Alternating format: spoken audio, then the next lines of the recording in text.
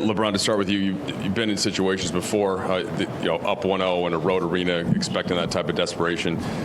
How did you try to convey that to your teammates the last couple of days? And were there difficulties with that, just the whole team matching what Memphis did tonight in general?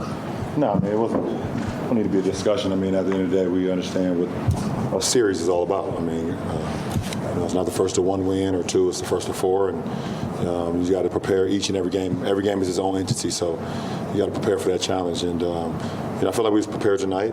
We just didn't execute as well as we did in game one for as close to 48 minutes. So they made adjustments. We made some adjustments, and you tip your hat to them. They played a well of a game tonight.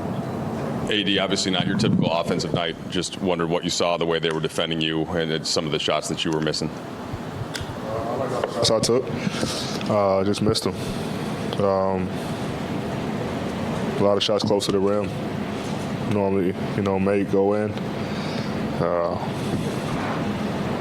Flush it, get ready for Wednesday. Or whatever day we play, Friday, Saturday. So.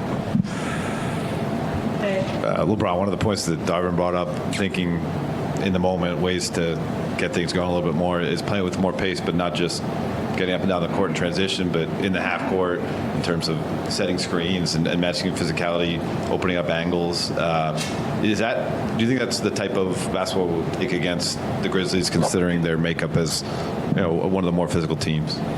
We definitely could play with more pace. I think they did a good job of they switched a lot of our pick and rolls today, which kind of stalls your offense out. So, we're trying to go to a lot of the mismatches once we got the mismatch after the pick and roll, and it kind of got us down in the shot clock. And we was playing up against the shot clock a lot, especially in that second half. So, we got to watch the film and see ways that we can get into our offense early, and then when they do switch, we can, make plays happen. So we're not playing up against the shot clock.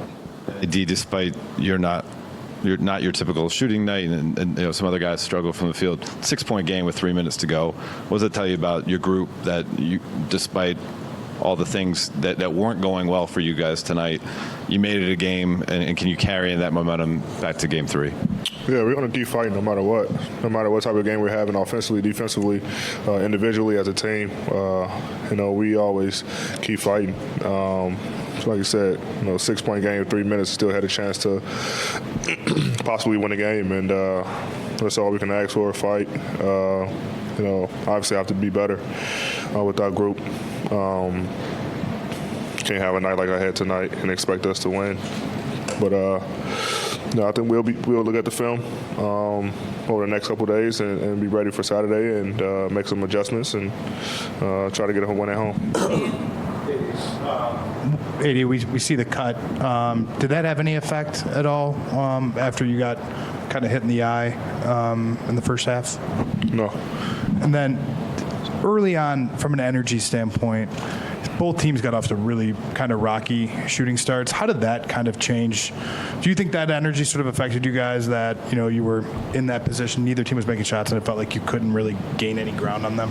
No. They were playing with a lot of pace. We were playing with pace. Obviously, both teams know the importance of this game. Us trying to go up 2-0 and them trying not to fall down 0-2. We missed shots. They missed shots, and we only scored 19 points in the first quarter. Which is not like us. So, we got to make sure we do a better job, but we'll be fine. With Tyus replacing Ja, what kind of challenge does he provide in his pick and roll style and just kind of some of the tweaks to their offense that you guys noticed today? No, I mean, they don't miss a beat when Tyus goes to the starting lineup. They're just as a dangerous team when Tyus is starting. So they don't miss a beat, and we knew that. No matter if Ja's in the game, if Ja's starting, dangerous. If Ty is starting, dangerous. So it didn't change our approach. LeBron, obviously, towards the end of the regular season, with the turnover on the roster and you coming back from injury, there's a race now, obviously, not just to get into the playoffs, but also for you guys to learn how to play together. And I'm just wondering where you guys feel you are right now in terms of, in the process of becoming the team you want to be. I mean, every game is another opportunity for us to get better, for us to continue to learn each other. Like you said, we're relatively new to a lot of the competition that's in the field, not only the Eastern Conference but the Western Conference as well. So, every night, when we step on the floor, now in the postseason, we get to see what we're capable of and where we are as far as our growth. And, tonight was another moment for us to grow, and we did. Last three, we'll take BT, take this gentleman here in the back, and then the gentleman on the floor. Eddie, in the past, when you haven't had your best games in the playoffs and you come back strong, how much are you looking forward to Game 3? Looking forward to it. I wish we could play tomorrow. I say get home, a couple of days rest, a couple of days of film, and I'll be ready for Game 3 for sure.